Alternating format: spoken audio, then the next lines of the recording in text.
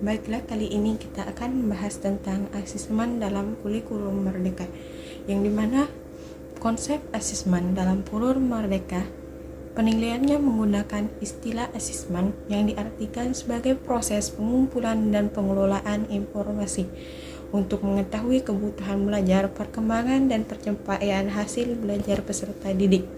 Sesuai dengan fungsinya, asesmen dibagi menjadi 3 jenis, yaitu asesmen sebagai proses pembelajaran dan asesmen untuk proses pembelajaran, asesmen pada akhir proses pembelajaran.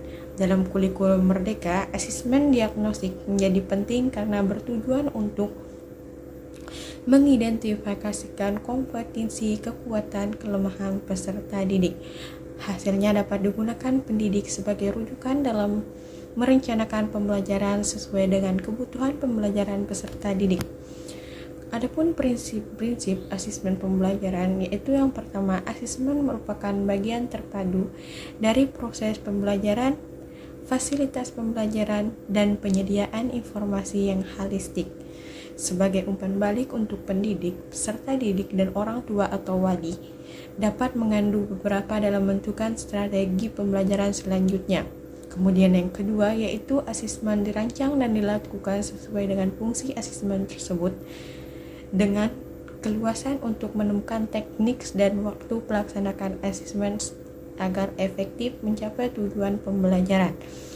Ketiga, yaitu asesmen dirancang secara adil, profesional, valid, dan dapat dipercaya untuk menjelaskan kemajuan belajar, menentukan keputusan tentang langkah, dan sebagai dasar untuk menyusun program pembelajaran sesuai selanjutnya.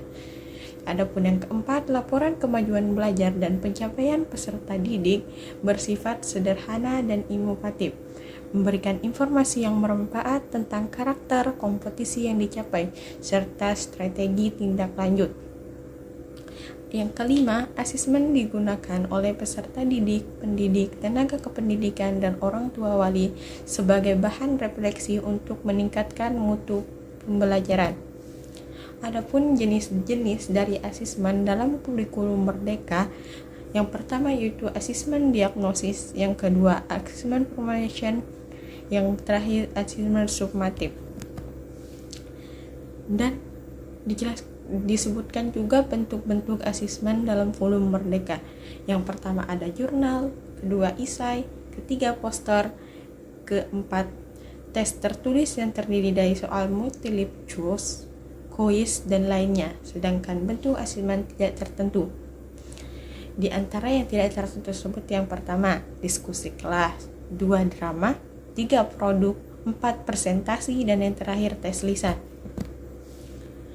Kemudian untuk menyusun instrumen penilaian dapat dilakukan dengan 2 cara, yaitu tes tertulis dan penilaian sikap atau afektif. Mungkin sekian untuk materi yang ini. Wabillahi taufiq wal hidayah. Wassalamualaikum warahmatullahi wabarakatuh.